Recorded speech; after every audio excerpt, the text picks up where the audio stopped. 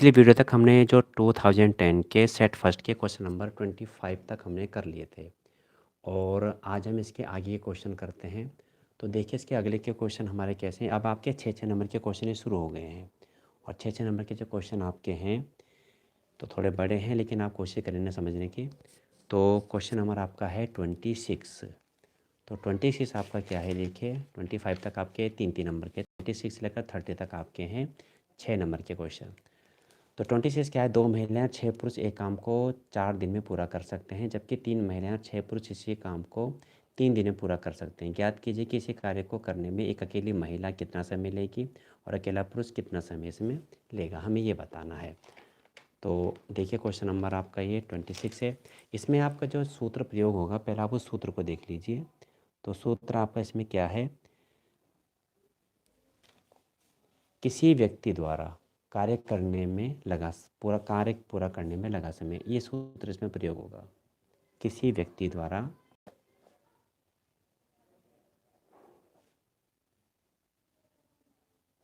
कार्य पूरा करने में लगा समय, कार्य पूरा करने में लगा समय,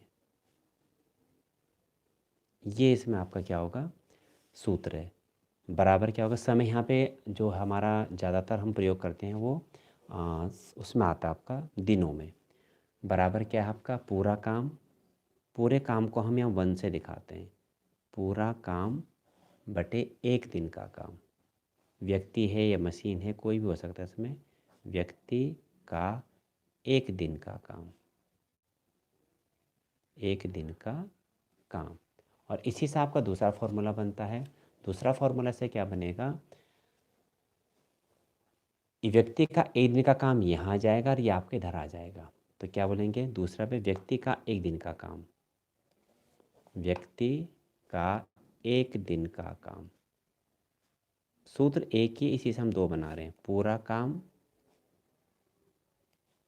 ये क्या था, कार्य पूरा करने में लगा समय, कार्य पूरा करने में लगा समय, कार्य पूरा करने में लगा समय। अभी हमें प्रयोग होगा यहाँ पे। तो यहाँ पे क्या आपको सवाल, एक बार फिर आप देख लीजिए कि इसमें क्या है आपका, 2 महिलाएं और 5 पुरुष किसी काम को 4 दिन में करते हैं, जबकि 3 महिलाएं 6 पुरुष उसी काम को 3 दिन में पूरा करते हैं। तो हमें बताना है कि अकेले एक महिला कितने दिन में करेगी, अकेला एक पुरुष कितने दिन में करेगा। तो इसकी स्टार्टिंग आप समझ लीजिए। सबसे पहले हम मानेंगे कि अकेली महिला करेगी काम को x दिन में और अकेला पुरुष करेगा आपका इसमें y दिन में। तो क्या लिखेंगे, हम लिखेंगे माना अकेली महिला, माना अकेली महिला कार्य करती है, बराबर x दिन में, और अकेला पुरुष उस कार्य को करता है y दिन में। अकेला पुरुष कितने दिन में करेगा, y दिन में। अब 1 दिन का कार्य क्या होगा, तो एक महिला का 1 दिन का काम, एक महिला का 1 दिन का काम। तभी सूत्र क्या लिखा था, 1 दिन का काम, पूरा काम बटे कार्य पूरा करने में लगा समय। पूरा काम होता है 1 और कार्य पूरा करने में कितना समय लिया हमने, x माना था, 1/x हो गया। और एक पुरुष का 1 दिन का काम, तो पुरुष का 1 दिन का काम क्या होगा, पूरा काम यानी 1/, कार्य पूरा करने में लगा समय 1/y। तो एक महिला और एक पुरुष दोनों का 1 दिन का काम, दोनों को जोड़ देंगे। तो एक महिला प्लस एक पुरुष का 1 दिन का काम, 1 दिन का कार्य, 1/x प्लस 1/y, ये हो गया। अब यहाँ पे आपको क्या दे रखा है, 2 महिलाएं और 5 पुरुष हैं, 2 महिलाएं और 5 पुरुष। तो 2 महिला ने 2 की गुणा यहाँ हो जाएगी, 5 पुरुष 2 5 की गुणा यहाँ हो जाएगी। तो 2 महिला प्लस 5 पुरुष का 1 दिन का काम, कार्य 1 दिन का ही है, लेकिन अब महिलाएं 2 होगी, पुरुष 5 हो गए। तो एक महिला का 1/x, 2 महिला का 2/x, एक पुरुष का 1/y है कार्य, 5 पुरुष का 5/y, और 2 महिला 5 पुरुष का एक दिन का काम, ये हो जाएगा। अब सवाल में क्या लिखा है? सवाल में लिखा है प्रश्नानुसार 2 महिला प्लस 5 पुरुष कार्य करते हैं कितने दिन में? यहाँ पे लिखा हुआ है 4 दिन में। तो 2 महिला और 5 पुरुष का एक दिन का काम 1/4, तो 2 महिला प्लस 5 पुरुष का एक दिन का कार्य क्या हो जाएगा? 1/4। अब आप ये देखिए कि 2 महिला और 5 पुरुष का एक दिन का काम, 2 महिला और 5 पुरुष का एक दिन का काम, ये भी एक दिन का काम है 2 महिला 5 पुरुष का, ये भी एक दिन का काम है 2 महिला 5 पुरुष का। तो इनको हम इक्वल रखेंगे, इसलिए 2/x 5/y बराबर 1/4 समीकरण 1 आपके बन गई। अब दूसरी समीकरण इस प्रकार से, इतना लंबा डिटेल नहीं दिखाएंगे। 3 महिलाएं और 6 पुरुष, तो 3 महिलाएं होंगी 3/x और 6 पुरुष होंगे 6/y। इसी प्रकार लिख देंगे, इसी प्रकार 3 महिलाएं 3/x, 6 पुरुष 6/y, 3 दिन में काम पूरा करते हैं 1/3, समीकरण 2 बन गई। अब यहाँ पे हम x का पद बराबर करेंगे, यहाँ 2/x है, वहाँ पे 3/x था, तो 2 3 के 6, यानी समीकरण 1 में हम 3 की गुणा करेंगे और समीकरण 2 में हम 2 की गुणा करेंगे, तो दोनों 6/x हो जाएंगे। तो अब इसको दे लेते हैं, यानी समीकरण 1 गुणा 3 माइनस समीकरण 2 गुणा 2, तो क्या हो जाएगा यहाँ पे 6/x समीकरण 1 में, और यहाँ जहाँ 3 था 3 क्या था यहाँ पे 5 5 दिया 15, 15/y बराबर 3/4। यहाँ पे 2 की गुणा करेंगे, तो 2 3 के 6/x 12/y बराबर 2/3, और इसको हम अब माइनस कर देते हैं, क्योंकि जो पद हमने बराबर किए हमें वो कैंसिल आउट करने काटने हैं। तो कटेंगे कब? जब एक चिन्ह, दोनों के चिन्ह विपरीत होंगे। ये कैंसिल आउट हो गए, 15 में से 12 घटा दिए 3/y, हर बराबर है, एलसीएम ले लिया। यहाँ पे 4 और 3 एलसीएम हो गया 12, 3 3 के 9, इसकी गुणा हो जाएगी, और यहाँ पे क्या हो जाएगा 4 दूना के 8। एलसीएम आप बहुत अच्छी तरह से परफेक्ट हो जाइए इस चीज़ में, यहाँ पे आप डायरेक्ट कर सकते हैं, और नहीं कर पा रहे हैं तो आप फिर स्टेप बाय स्टेप कीजिए। और y बराबर 12 3 के 36, ठीक है, ये आपका आ गया। y का मान समीकरण 1 में रखते हैं, तो y समीकरण 1 से लिख देते हैं हम डायरेक्ट, समीकरण 1 से। तो समीकरण 1 में y का मान रखेंगे, समीकरण 1 क्या थी आपके 2/x प्लस 5/y, तो 2/x प्लस 5/y, y का मान हमारा 36 है, तो इसके जगह हमने क्या रखा 36 बराबर 1/4, 2/x 1/4, 5/36 हमारा इधर आएगा माइनस के 5/36, और ये आपका एलसीएम आ गया 36, 4 निम 36, ये हो गया 5, और ये आपका हो जाएगा 2/x बराबर 9 में से 5 गए 4, 4/36, और 4 से कर दिया 9 बार, तिरछुणा कर दी 9 दूना के हो गया 18, यानी एक आपकी जो महिलाएं कार्य करेगी 18 दिन में। तो लास्ट में आंसर आप अच्छी तरह से शो कीजिए। अतः एक महिला कार्य करती है, कार्य करेगी 18 दिन में, और एक पुरुष कार्य करेगा 18, ये 36 दिन में। ये आपका आंसर आ गया। इसी का अथवा में दूसरा पार्ट है, इसे भी आप ढंग से समझ लीजिए। दूसरा पार्ट क्या है, देखो हंसों की एक टोली में, हंसों वाला सवाल पहले भी आया था, वो थोड़ा अलग था, ये अलग है। हंसों की एक टोली में हंसों की कुल संख्या के वर्गमूल का 7/2 गुना हंस तालाब के किनारे खेल रहे हैं, शेष 2 हंस तालाब में पानी में खेल रहे हैं, हंसों की कुल संख्या ज्ञात कीजिए। ठीक है, अब इसको आप देख लीजिए। ठीक है, तो सबसे पहले हम क्या मानेंगे कि हंसों की कुल संख्या हमारी क्या है, तो उसको हम x मानते हैं। तो क्या लिखेंगे, माना हंसों की कुल संख्या x है, तो माना हंसों की कुल संख्या, इसको आप ध्यान से समझें, सवाल वैसा आसान नहीं है, कुल संख्या और 6 नंबर का सवाल है, आप शुरू के स्टेप भी सही करते हैं तो कुछ नंबर आपको बड़ी आसानी से मिल जाते हैं। एक्स है, ठीक है। अब प्रश्नानुसार तो सवाल में लिखा है कि तालाब में कितने हंस तैर रहे हैं, उनकी संख्या के वर्गमूल का 7/2। अब इसको आप समझिए ज़रा, क्या लिखेंगे, तालाब के किनारे हंसों की संख्या, तालाब के किनारे हंसों की संख्या, ये लिखा कितने हंस हैं, कुल संख्या के वर्गमूल का 7/2। मैं लिख के दिखा दे रहा हूँ इसको, कुल संख्या के वर्गमूल का 7/2। हालांकि एग्जाम आप इतना नहीं लिखेंगे इसको। और कुल संख्या क्या थी, कुल संख्या है एक्स, उसका वर्गमूल √x। कुल संख्या के वर्गमूल का मतलब गुणा 7/2, यानी 7√x/2। ये हो गया।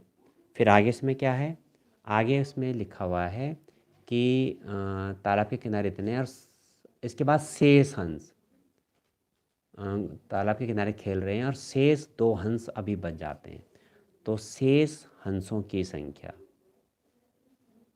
शेष हंसों की संख्या कितनी है, शेष हंस, तो शेष हंस है यहाँ पे 2। इसका मतलब कुल हंस थे यहाँ पे x, कुल हंस कितने थे x, और यहाँ पे इतने हंस तालाब के किनारे चले गए, तो x में से ये माइनस करके यानी ये बचेंगे। आप फिर समझ लीजिए सवाल को, कुल हंस थे x, तालाब के किनारे चले गए 7√x/2, इसके बाद 2 हंस बच जाते हैं, इसका मतलब इसमें से ये माइनस करके 2 बचेंगे। इसका मतलब क्या हुआ, x में से 7√x/2 माइनस करके 2 बचेंगे। अब यहाँ से हमारी समीकरण बनेगी, कैसे बनेगी तो वो आप देख लीजिए ज़रा। इसमें एक चीज़ ध्यान रखना, जब भी रूट के कोई सवाल आते हैं तो रूट के सवालों में क्या होता है, आपको रूट हटाने के लिए स्क्वायर करना पड़ता है, और स्क्वायर करने से पहले आपको रूट का जो ये रूट की जो संख्या है इसको आपको एक पक्ष में अकेला रखना है, नहीं इसके साथ रहना चाहिए, इसको आपको दूसरी साइड ले जाना पड़ेगा, इसको इधर लाना पड़ेगा। अब देख लीजिए, पहले इसमें हम क्या कर लेते हैं, एलसीएम ले लेते हैं। तो 2x माइनस के 7√x/2 इक्वल टू 2, और ये होगा 2x माइनस 7√x, 2 2 जा 4। और अब हमने क्या करा, 4 को मिधल दिया है, तो 2x माइनस के 4 7√x। रूट को आपको हटाने का एक ही तरीका, आप स्क्वायर करेंगे, और स्क्वायर करने से पहले देखो रूट वाला जो नंबर है उसको एक पक्ष में लाएंगे, अभी अकेला है, बाकी सब दूसरे पक्ष में आने चाहिए। रूट वाला नंबर ए पक्ष में और बाकी सब दूसरे पक्ष में। आप क्या कर देंगे, वर्ग करने पर, तो वर्ग करने पर, अब आप देख लीजिए इसको वर्ग करेंगे, तो वर्ग करने पर इसका वर्ग करेंगे, तो वर्ग करके आप दिखाना चाहें तो दिखा सकते हैं। मैं पूरा आपको डिटेल में ही करके बता रहा हूँ ताकि आपको समझ में आ जाए, अन्यथा एग्ज़ाम में आप इतना डिटेल नहीं करेंगे। इसका स्क्वायर खोलेंगे तो आपका 4x² प्लस के 16 माइनस के 16x बराबर 49x। आपका हो गया 4x², और ये इधर आएगा 49, और ये आपका माइनस का 65x और प्लस के 16 बराबर 0। इसमें हम 4 का भाग इसमें नहीं दे सकते, 65 है। 16 चौक 64, बहुत आसान है, देखो 64 आ गया, 16 चौक 64। 64 कैसे गुणनखंड की जोड़ करके आए 65, तो 64 एकम 64 और 64 और 1 65, ये आ गया, यानी हम 64 प्लस के 1 लिखेंगे, तो 4x² माइनस के, सॉरी यहाँ माइनस आएगा, माइनस के 64 प्लस 1x प्लस के 16 बराबर 0, 4x²। बाकी आप जानते हैं सवाल का क्या मेथड है, आप क्लास 9 पे जब पढ़ते थे तो एक्सरसाइज 2.4 का क्वेश्चन नंबर 4 सारे इसी पैटर्न पे थे। तो आपको हो जाएगा 64x माइनस के x प्लस के 16 बराबर 0। यहाँ से हमने क्या कॉमन लिया, 4x, x माइनस के 16 बचा, यहाँ माइनस का 1 कॉमन लिया, x माइनस का 16, x माइनस 16 हमने दोनों जगह से कॉमन लिया, 4x माइनस के 1 बराबर 0। x की दो वैल्यू आ गई 16 और 1/4, तो 1/4 तो होगा नहीं क्योंकि बटे में कोई संख्या नहीं होती, तो x बराबर में क्या लेंगे, बिकॉज यानी क्योंकि x is does not equal to 1/4 नहीं हो सकता, कोई भी संख्या होगी पूर्णांक होंगे, इसलिए x बराबर 16 लेने पर अतः हंसों की संख्या बराबर 16। लास्ट में क्या लिख देंगे, अतः हंसों की संख्या बराबर 16। ये आपका आंसर आ जाएगा। अब आगे का सवाल देखिए इसमें। तो इसमें जो अगला सवाल आपका है, ये आपका है एक मीनार। देखिए ऊंचाई दूरी का 9.1 का सवाल है ये। इसमें अगर आपने चित्र सही बना लिया तो समझो 50% आपने सवाल कर लिया। क्या है, एक मीनार के शिखर से 50 मीटर ऊंचे भवन के शिखर तथा पाद के अवनमन कोण क्रमशः 30 डिग्री और 60 डिग्री हैं। मीनार की ऊंचाई और भवन और मीनार के बीच की क्षेत्र दूरी ज्ञात कीजिए। ये बिल्कुल उदाहरण 8 की तरह है। एक बार आप इसको देख ढंग से समझ लिया, कई बार आ रखा है एग्जाम में चीज़, ये वाला सवाल है, इसको आप देख लीजिए। तो सवाल क्या आपका, सवाल नंबर आपका है 27। ये देख लीजिए 27। और क्या है इसमें, एक भवन है और एक मीनार है। देख लीजिए इसमें, ये भवन हो गया, ये बना देता हूँ इसको मैं, ये मीनार होगी। क्योंकि भवन, मीनार के शिखर से भवन के शिखर और इसके आधार के अवनमन कोण कितने हैं, अवनमन बन रहे हैं। हमने इसके शिखर को भी देखा, इसके आधार को भी देखा, और दोनों के अवनमन कोण क्या है, अवनमन मतलब नीचे देखा। अगर बोलता है कि इसके आधार, इसके शिखर से इसके शिखर का उन्नयन, उन्नयन का मतलब ऊपर देखेंगे तब उन्नयन बनेगा, नीचे देखेंगे तो अवनमन बनेगा। उन्नयन और अवनमन से आपको पता चल जाएगा कि आप ऊपर देख रहे हैं नीचे देख रहे हैं। सवाल में लिखा है कि मीनार के शिखर से 50 मीटर ऊंचे भवन के शिखर और इसके बाद के अवनमन कोण, अवनमन का है, दोनों ने आप नीचे ही देख रहे हैं। तो ये नीचे देखा शिखर को और इसके आधार को देखा, ये हो गया भवन। यहाँ पे भवन है और दूसरा क्या, यहाँ पे मीनार है ये। ठीक है, इसका नाम दिया हमने ए बी, यहाँ पे दिया पी क्यू, नाम आप कुछ भी दे सकते हैं। और हमने इसके समांतर रेखा खींच ली और यहाँ पे नाम दिया हमने आर। और अवनमन बनेंगे कौन, तो ये ऊपर बनते हैं, तो यहाँ नाम दिया हमने एस। इसके शिखर को देखा, मीनार के शिखर से भवन के शिखर का अवनमन कोण 30 डिग्री और इसके आधार का अवनमन कोण कितना है, कितना दे रखा है ना, 60 डिग्री है। ये दे रखा 60 डिग्री। दोनों भवनों के बीच की दूरी यानी क्यू भी हमें निकालना है, ये इसको हमने एक्स मान लिया। ठीक है, एक्स मीटर। चित्र आप थोड़ा अच्छा बनाएं, बड़ा सा बनाएं। और ये 50 है तो ये भी 50 होगा, इतना, ये भी 50 होगा, सब मीटर में ही है। ऊपर वाला हमने एच मान लिया, तो जो टोटल मीनार की ऊंचाई होगी 50 और एच का मान निकालेंगे, 50 प्लस एच होगी पूरे मीनार की ऊंचाई। चित्र आपका सही बनेगा, समझो आपके 2-2.5 नंबर आपको यहाँ पे मिल जाएंगे। इसके बाद आप थोड़ी लैंग्वेज जरूर लिखें, क्योंकि 6 नंबर का सवाल में आपको पूरे 6 नंबर तभी मिलेंगे जब पूरा आप उसको प्रॉपर तरीके से करेंगे। तो क्या लिखेंगे, आकृति में भवन पी क्यू बराबर 50 मीटर। और पी क्यू किसके बराबर है, देखो आर बी के बराबर है, आर बी। ठीक है, और अब इसके बाद देखिए मीनार ए बी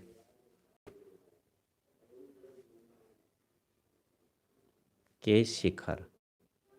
इस तरह से आप लैंग्वेज जरूर, मैं आपको लिख के इसलिए बता रहा हूँ कि आपको थोड़ा लिखने की आदत आपको बन जाएगी, किस प्रकार से आपको लिखना है। एक्यूरेट यही नहीं लिखना, आप अपने हिसाब से आपको जो चित्र में है वो चीज़ आपको एक्सप्लेन करनी है केवल। शिखर ए से भवन के शिखर पी का, पी व इसके बाद क्यू का अवनमन कोण क्रमशः कोण एस ए पी व कोण एस ए क्यू हैं। ये सब आप चित्र में देख सकते हैं।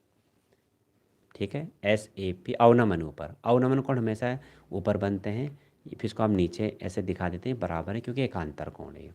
तो कारण देंगे तो हम क्या लिखेंगे, इसलिए कोण एस ए पी बराबर 30 डिग्री, एस ए क्यू बराबर 60 डिग्री। तो चूंकि कोण एस ए पी बराबर कोण ए पी आर बराबर 30 डिग्री, एस ए क्यू बराबर कोण ए क्यू बी बराबर 60 डिग्री, एकांतर कोण है ये, यहाँ कारण देंगे आप एकांतर कोण, और ये भी आपका एकांतर कोण हो गया। आप यहाँ चित्र में देख लीजिए, एस ए पी बराबर ए पी क्यू, यानी ये वाला कोण ये इसके बराबर एकांतर कोण, देखो जेड बन रहा है, और ये इसके बराबर है ये। ठीक है, अब आप देखिए इसमें, अब पहले त्रिभुज लेंगे ए पी आर में, टेन 30 बराबर एच अपॉन ये एक्स है तो ये भी एक्स हो जाएगा। तो इसमें एक चीज़ और लिख लेंगे, माना ए आर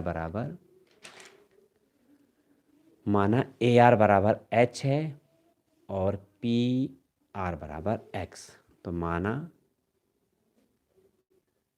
ए आर बराबर एच, पी आर बराबर क्यू बी बराबर एक्स। अब इसमें लेंगे टेन 30 लंबट आधार एच अपॉन एक्स, फिर ए क्यू बी में टेन, ये आपका 60 है, 60 बराबर लंब यानी ये H upon H plus 50 upon x. बहुत आसान है अब आपके लिए सवाल ये। तो त्रिभुज ए पी आर में देखिए अब आप, टेन 30 लंब एच बटे एक्स, टेन 30 का मान 1/√3 एच अपॉन एक्स, और एक्स बराबर आ गया h√3, समीकरण बनेगी 1।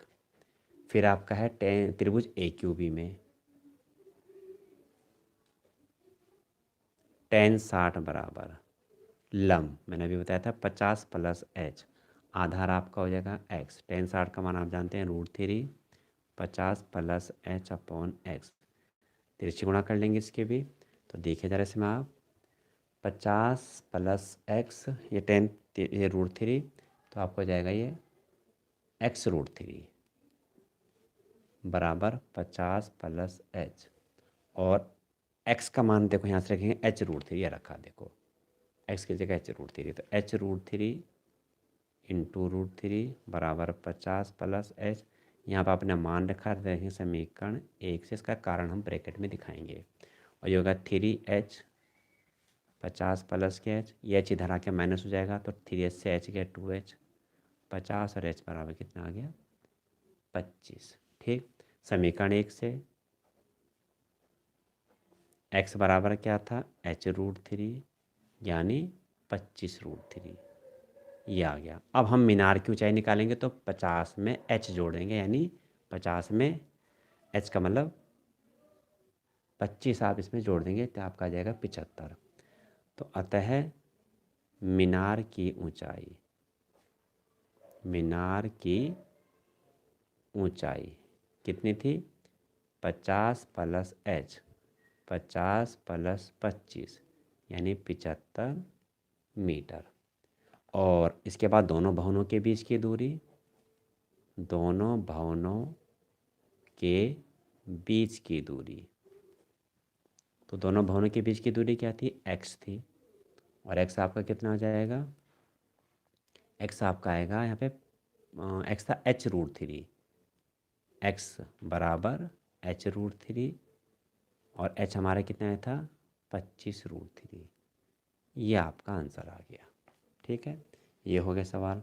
अब क्वेश्चन नंबर आपका 28 है, तो 28वां क्वेश्चन देखिए ज़रा आप, यदि किसी त्रिभुज में एक कोण दूसरे कोण के बराबर हो तथा इस कोण के अंतर्गत करने वाले भुजाएं समानुपाती हो तो सिद्ध कीजिए कि दोनों त्रिभुज समरूप होंगे, और इस प्रमेय के आधार पर हमें सिद्ध करना है। ये प्रमेय आपकी 9.6.9 है, ये आपके कोर्स में है इस साल, और इसको पाइथागोरस प्रमेय का विलोम बोलते हैं, इसको आप देख लीजिए।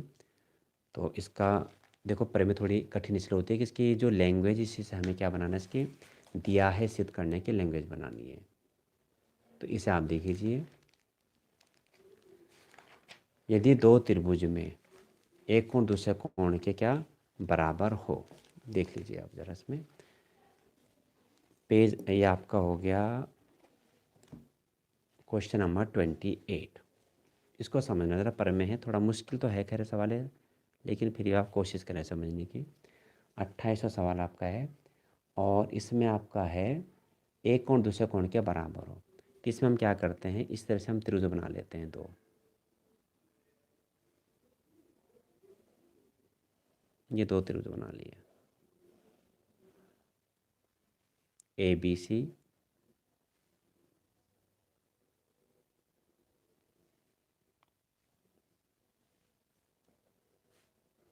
और ये आपको हो जाएगा पी क्यू आर।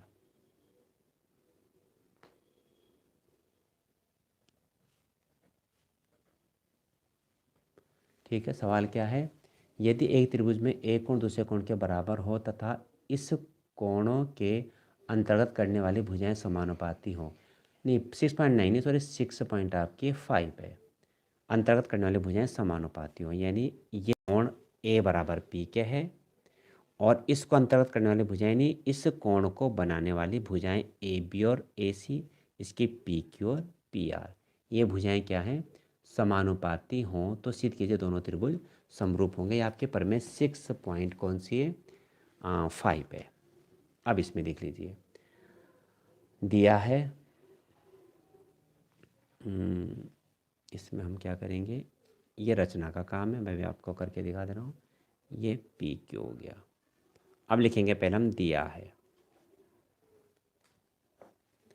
तो दिया है में क्या है, त्रिभुज ए बी सी और डी ई एफ में पी क्यू हमने यहाँ ले लिया, तो इसको नाम थोड़ा मैं चेंज कर देता हूँ, इसका नाम आ गया D E F.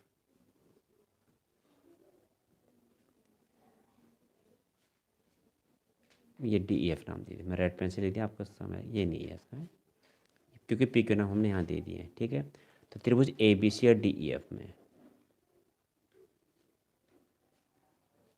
D E F में कोण ए बराबर कोण डी, एक कोण बराबर दे रखा है आपको। ठीक है, तथा क्या ए बी, इस कोण को अंतर्गत करने वाली भुजाएं ए बी और डी ई, इनका अनुपात बराबर है, यानी समानुपाती, समान अनुपात मतलब समान अनुपात बराबर ए सी बटे डी एफ। ये इसका मतलब क्या है कि इस कोण को बनाने वाली भुजाएं, तो कोण ए को बनाने वाली भुजाएं क्या है, ए बी और ए सी है। इस कोण को बनाने वाले मतलब अंतर्गत करने वाली भुजाएं डी ई और डी एफ है। ये समानुपाती, तो अनुपात हो गए, और समानुपाती मतलब समान बराबर है, इसका मतलब ये हो गया ए बी बटे डी बराबर आपका क्या हो जाएगा, ए सी बटे डी एफ। अब आपका सिद्ध करना है, सिद्ध करना है, क्या सिद्ध करना है, त्रिभुज ए बी सी समरूप डी ई एफ, ये आपको सिद्ध करना है। इसमें रचना का पॉइंट बहुत खास है, इसमें इसको आप समझ लीजिए, जो आपके 6.3 की रचना है वही इसकी रचना है। तो त्रिभुज ए बी सी की भुजा ए बी और ए सी पर बिंदु पी आर क्यू इस प्रकार लिए कि डी ई बराबर पी ए पी और डी एफ बराबर ए क्यू। ठीक है, तो ये हम इसमें लिखेंगे, तो क्या लिखेंगे इसमें, त्रिभुज ए बी सी की भुजा ए बी तथा ए सी पर बिंदु P व Q क्रमशः इस प्रकार लिए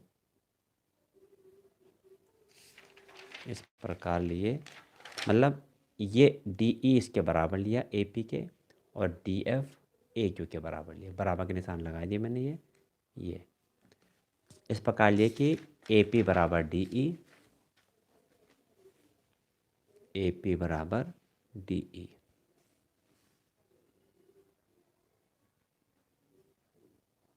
तथा ए क्यू बराबर डी एफ। अब उत्पत्ति होगी इसकी। ठीक है, उत्पत्ति देखिए, इसमें सबसे खास पॉइंट इसमें रचना का है, ये आप बिल्कुल सही करना। त्रिभुज ए पी क्यू और डी ई एफ में हम क्या करेंगे, इन दोनों को सर्वागसन दिखाएंगे। ये देखिए ज़रा, ए पी क्यू और डी ई एफ में ये इसके बराबर रचना से, इसमें 3 चीज़ें तो मिलाई ने, ए क्यू बराबर डी एफ, ये भी रचना से यार, ए बराबर डी दिया है, दो भुजाएं एक कोण बराबर आ गए, समरूप सिद्ध हो गया। कौन से, A P Q D E F में, तो इसको लिखते हैं कोण ए बराबर कोण डी, रचना से, नहीं ये आपको दिया है, और ए पी बराबर डी ई रचना से, और ए क्यू बराबर डी एफ, ये भी आपका रचना से। इसलिए त्रिभुज ए पी क्यू सर्वागसम त्रिभुज D E F S A S प्रतिबंध से।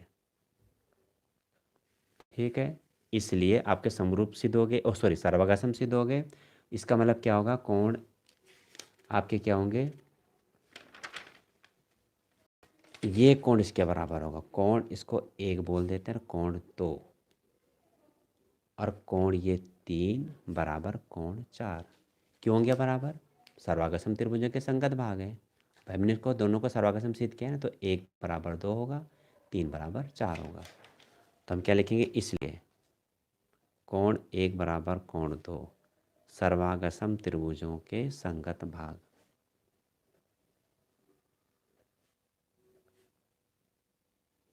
संगत भाग समीकरण बनेगी 1 और 1 बराबर 2 और 3 बराबर 4। ये भी आपका ये होगा सर्वगसम त्रिभुजों के संगत भाग, समीकरण 2 ये हो गया आपका। अब हम इसमें क्या करेंगे, आपका ये इसमें आएगा, आपको इसमें दिया हुआ है ए बी बटे डी बराबर ए सी बटे डी एफ। इसको हम थेल्स प्रमेय का विलोम लाएंगे। इससे कैसे लाएंगे, जो हम 6.3 में भी लाए थे। ठीक है, आप 3 आपने अगर देखी हो तो आपको ध्यान होगा, नहीं देखा तो आप समझ लीजिए इसको। ए बी बटे डी ई बराबर ए सी बटे डी एफ, ये आपको दिया है। देखो प्रमेय थोड़ी कठिन तो होती हैं, आपको ज़्यादा से मेहनत करनी पड़ेगी। अब ए बी बटे, इसमें हम क्या करेंगे, ए बी बटे डी ई, डी ई के जगह हम क्या करेंगे, ए पी कर देंगे। ये वहाँ भी क्या था, क्यों करेंगे, डी ई ए पी के बराबर है और डी एफ ए क्यू के बराबर है, ये लिख देंगे। तो क्या करा, डी इसके डी के जगह ए पी कर दिया और डी एफ के जगह हमने क्या कर दिया, ए क्यू कर दिया। हम क्या लिखेंगे, चूँकि ए पी बराबर डी ई और ए क्यू बराबर डी एफ, चाहे तो लिख सकते हैं रचना से आगे आप ये भी लिख सकते हैं, ब्रैकेट में इसको बंद कर दीजिए, ये हो गया। ठीक, अब दोनों पक्षों में क्या करेंगे, हम एक माइनस करेंगे, क्योंकि हमें थेल्स प्रमेय का विलोम लाना है और उसके लिए थेल्स प्रमेय को लगाए बिना थेल्स प्रमेय का संबंध प्राप्त करना है। तो ए बी से ए पी घटेगा, ए बी से ए पी घटेगा तो बी पी आ जाएगा, तो A P upon B P आ जाएगा, इधर ए क्यू अपन सी क्यू आ जाएगा। कब, जब आप 1 माइनस करेंगे, ये 1 माइनस कर दिया, तो ए बी माइनस के A P upon A P और ए सी माइनस के A Q upon A Q. A B से ए पी गया, आपका क्या बचा, ये बी पी बचा अपॉन ए पी, ये क्या बचा, C Q upon A Q. B P upon A P, C Q upon A Q. देखो B P upon A P, C Q upon A Q आ गया ना, थेल्स प्रमेय का आधार की तरफ से आया। B P upon P A भी कह सकते हैं, C Q upon Q A भी कह सकते हैं। तो हम क्या कहें, त्रिभुज ए बी सी में थेल्स प्रमेय के विलोम से। अतः त्रिभुज ए बी सी में थेल्स प्रमेय के विलोम से क्या, पी क्यू समांतर बी सी। अगर बिना थेल्स प्रमेय लगाए आपको ये संबंध प्राप्त हो रहा है, इसका मतलब ये रेखा इसके समांतर है। समांतर होती है तो थेल्स प्रमेय लगाते हैं, और थेल्स प्रमेय लग चुकी है, नहीं बिना थेल्स प्रमेय लगाए हमें संबंध प्राप्त हो रहा है, इसका अंतर रेखाएं क्या हैं, समांतर हैं। ये आ गया। अब ये समांतर आ गया तो इसका मतलब क्या हो गया, 1 बराबर क्या होगा बी के, 3 बराबर क्या होगा सी के, इसलिए कोण 1 बराबर बी और कोण 3 बराबर कोण सी के, संगत कोण आ गए। अब समांतर सिद्ध हो गया ना हमारा ये, तो संगत कोण हम बोल सकते हैं। ठीक है, समीकरण आपकी होगी 3 और समीकरण 4। अब हमारा सिद्ध हो चुका है समीकरण 1 बराबर बी के, यहाँ देखो 1 बराबर 2 के, तो 2 बराबर क्या आ जाएगा बी के, समीकरण 3 से। ऐसे 4 से 3 बराबर 4 के और 3 बराबर सी के, तो सी बराबर किसके, 4 के। ठीक है, तो समीकरण 1 और 3 से, समीकरण आप इसको 2-3 बार रिवाइज ज़रूर करें, तभी आप समझ पाएंगे। 1 व 3 से क्या हो जाएगा, कोण बी बराबर कोण 2, और समीकरण 2 व 4 से सी बराबर आपका हो जाएगा क्या, 4। तो बी बराबर 2, यानी बी बराबर 2 और सी बराबर 4 के, ये सी दोगे। बी बराबर 2, सी बराबर तीनों कोण बराबर आ गए। ए बराबर डी तो दिया था, बी बराबर 2 ये आ गया, सी बराबर 4 ये आपका ये आ गया। इसको बोलेंगे समीकरण 5, समीकरण 6। अब इन दोनों त्रिभुज में हम तीनों कोण बराबर दिखा सकते हैं। त्रिभुज किस में, जो अभी आपको मैंने बताया, ए बी सी और डी ई एफ में। ए बराबर डी दिया है, बी बराबर 2 समीकरण 5 से, सी बराबर 4 समीकरण 6 से। त्रिभुज ए बी सी व त्रिभुज डी ई एफ में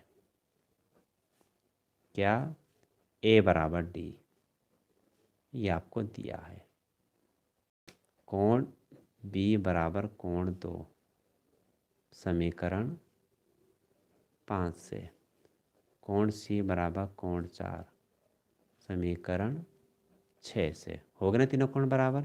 इसलिए त्रिभुज ए बी सी समरूप त्रिभुज डी ई एफ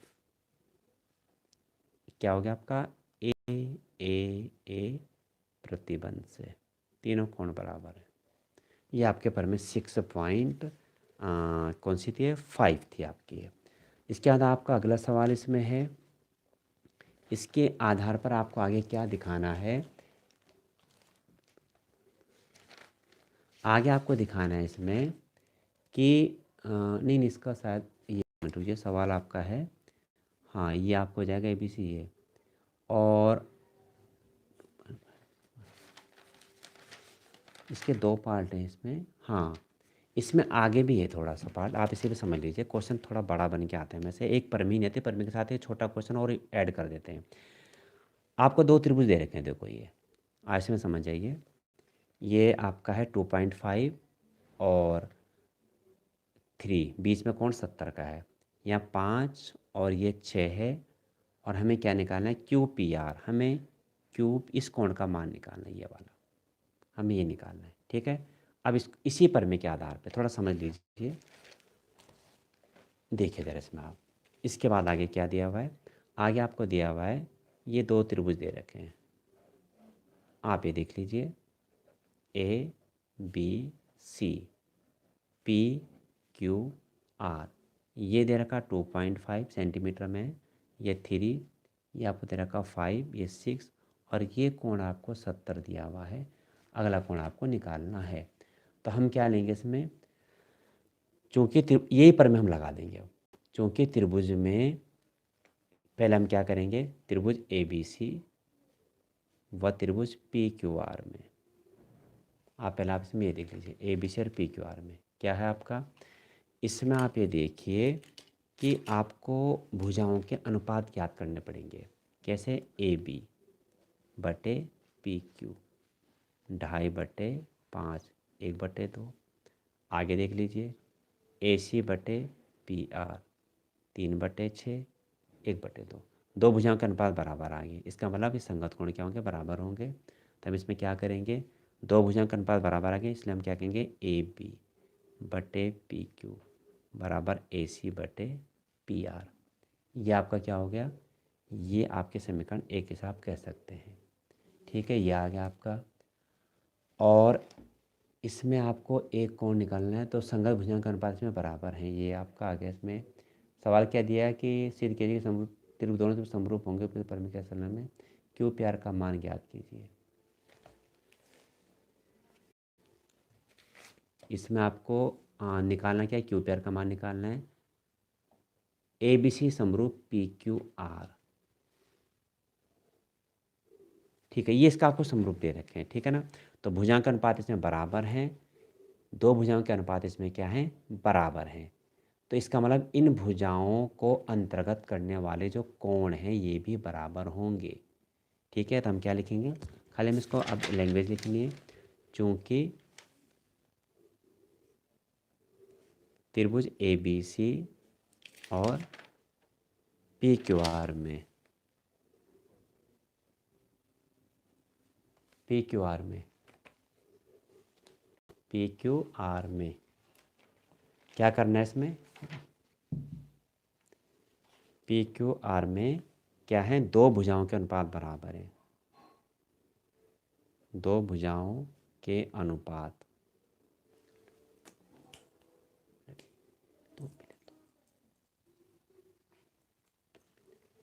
भुजाओं के अनुपात बराबर है, बराबर हैं, अतः इन भुजाओं को, भुजाओं के अनुपात बराबर हैं, अतः इन भुजाओं को अंतर्गत, अंतर्गत करने वाले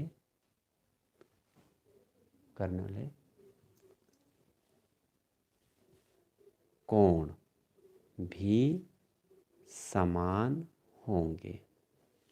ठीक है, कोण भी समान होंगे। आप फिर समझ लीजिए, ये अनुपात बराबर है, ए बी बटे पी क्यू निकाला 1/2, ए सी बटे पी आर निकाला 1/2, तो इनको अंतर्गत करने वाले कोण भी बराबर होंगे, इसलिए ये 70 है, तो ये भी आपका 70 होगा। इसलिए कोण ए बराबर पी, यानी इसलिए कोण पी क्या होगा, 70, चूँकि कोण ए क्या है, 70। थोड़ा मैं जल्दी में करूँ, आप राइटिंग पे मत जाना, आप समझने का प्रयास करें से, ठीक है। और इसका अथवा में आपको दूसरा दे रखा है, ये आपका क्वेश्चन नंबर मेरे ख्याल से शायद 14-15 में है, 6.5 का आपको ये दे रखा है चित्र। इसमें ए भुजा बी सी पर डाला गया लंब बी सी इस प्रकार प्रतिशत करता है कि डी बी बराबर 3CD। ठीक है, तो 2AB बराबर ये आपको सिद्ध करना है, इसको आप समझ लीजिए। इसके बाद दो क्वेश्चन बहुत छोटे हैं, भी आप समझ लेना इसको। आपको क्या दे रखा है इसमें,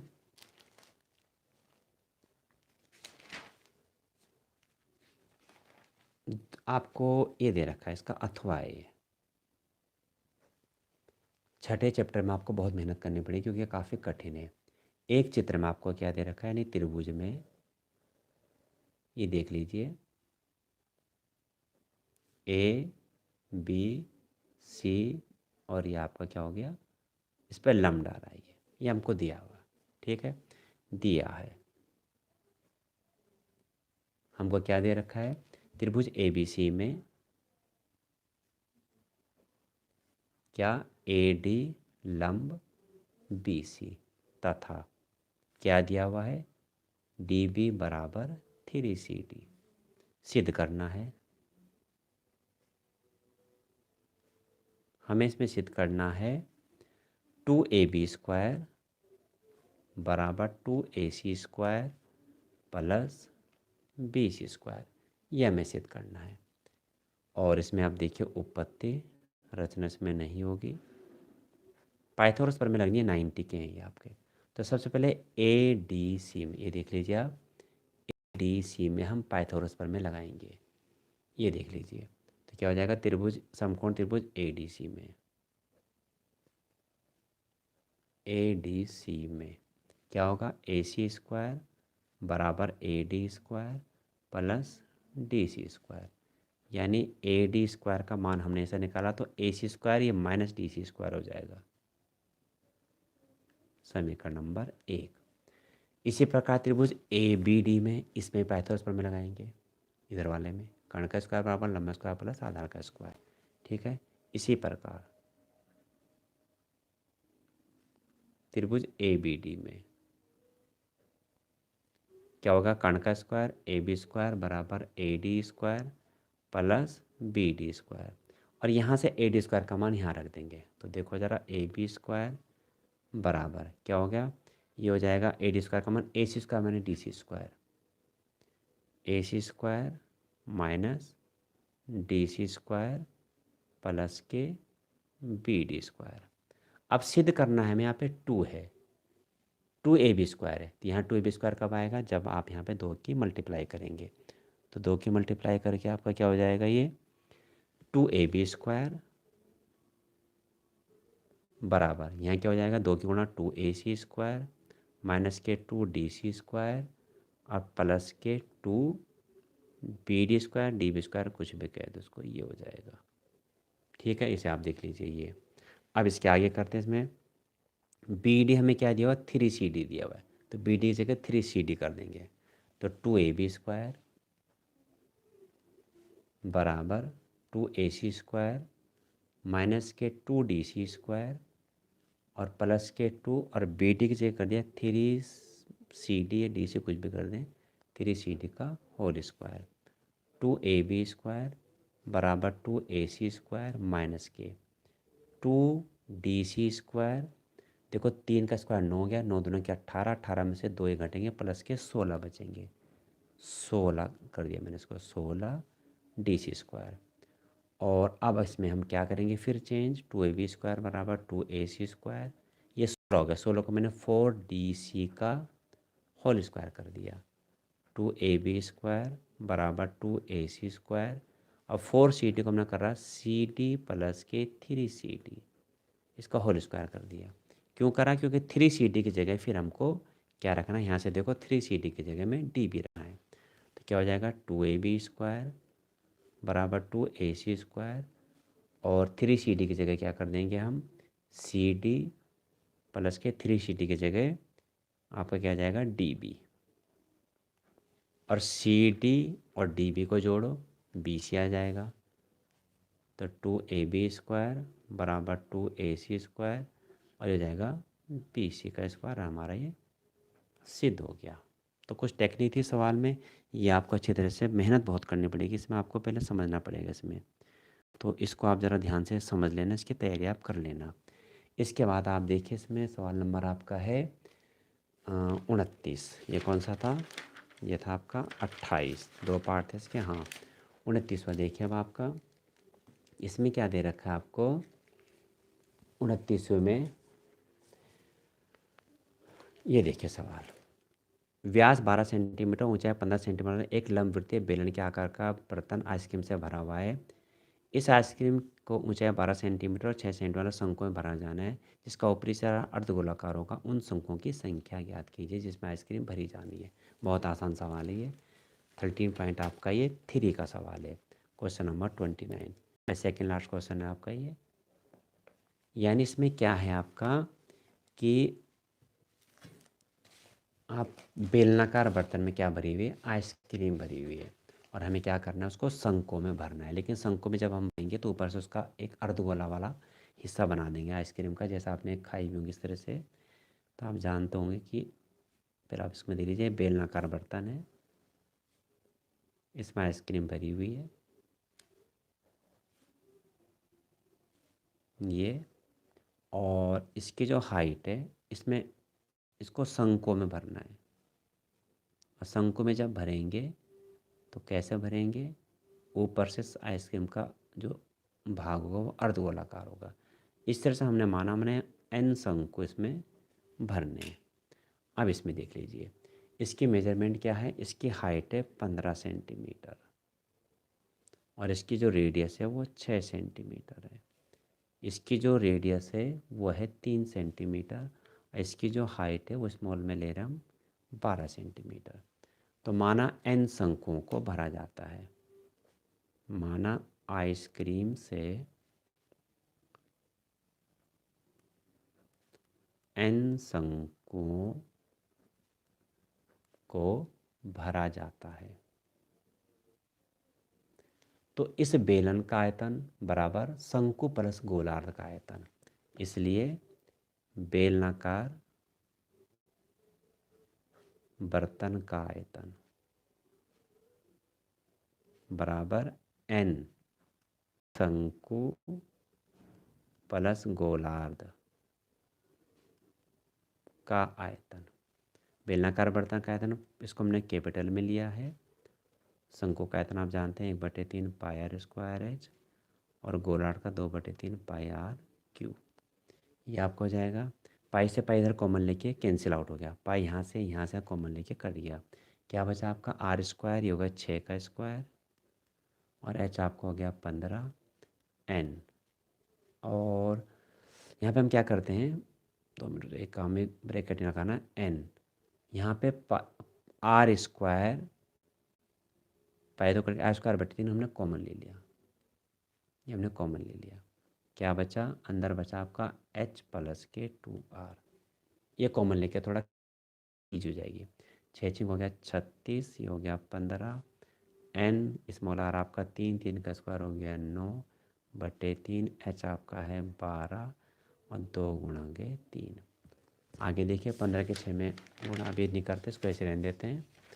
और एक हो जाएगा 36 × 15 बराबर, देखो यहाँ आपको हो गया ये 3n,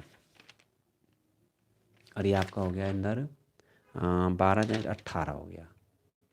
और n बराबर आपको हो गया 36 × 15/3 × 18, 18 दूना के 36, 3 पंजे 15, 5 दूना के 10 अंकों को हम भर सकते हैं, ये आपका आंसर। और लास्ट क्वेश्चन इसका 30वां, इसमें क्या है, बहुत आसान है, इसका बहुलक निकालना है। देखिए बहुलक निकालना, बहुलक में सबसे बड़ी संख्या हमारी क्या होती है, F1 होती है। तो बहुलक आपको आता होगा अच्छी तरह से, नहीं आता इसको देख लेना। बहुलक में क्या है, आपको टेबल दे रखी है, ये आपकी है वर्ग अंतराल की।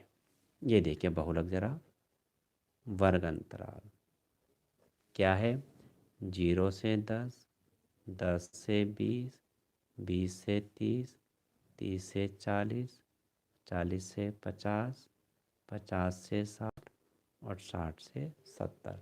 ये आपका वर्ग अंतराल दिया हुआ है। और ये क्या हो गया, बारंबारता, बारंबारता क्या दे रखी है, 5, 8, 7, 12, 28, 20, 10।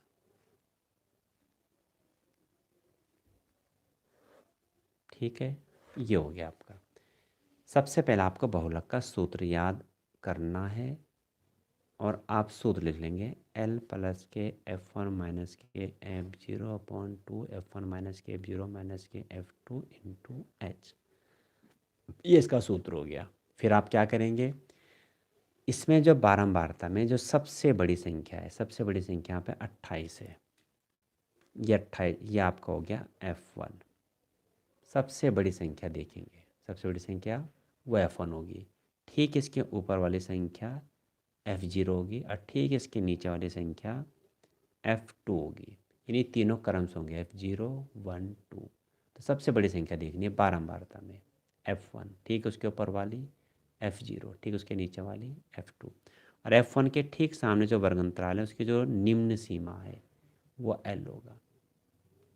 तीनों चीज़ पता लगी। और H चौथी चीज़, चौथा जो आपका पद है H क्या होगा, H में आपका होगा इन दोनों का जो अंतर है, दो वर्ग अंतराल में कितने का अंतर है, तो देखो 10, 10 का अंतर है, ये आपका H होगा। ठीक है, अब आप देख लीजिए, मान रखना है इसमें और हल करना है। L आपका हो गया 40, ये हो गया 28 माइनस 12, 2 गुणा गया 28 माइनस के 12 माइनस 20, और H आपका था 10। कुछ नहीं, केवल मान रखना है। 10 सॉरी 40 है, 28 12 गया आपका 16, 10 इधर हमने कर दिया गुणा में, 28 दूना के 56 माइनस के 20, 32। आगे हल करते हैं इसका, आपका क्या हो जाएगा, ये 40 प्लस ये हो गया 160,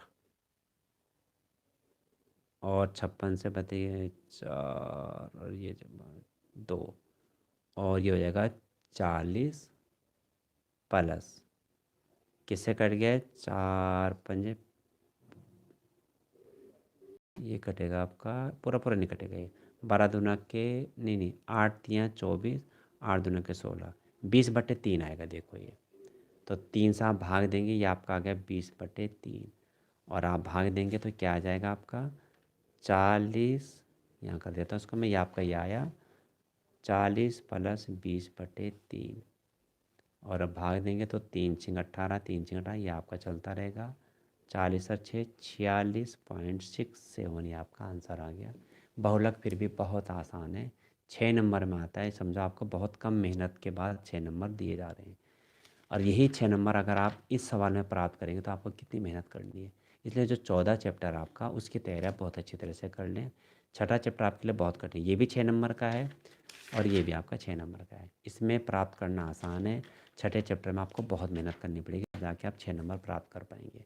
तो थोड़ा आप अक्लमंदी से काम करें, इसको आप सीखें और इसका अभ्यास ज़रूर करें। अगली वीडियो में आप 2000 जो आपका 10 है उसका सेट 2 के जो क्वेश्चन है उसका सॉल्यूशन देखेंगे।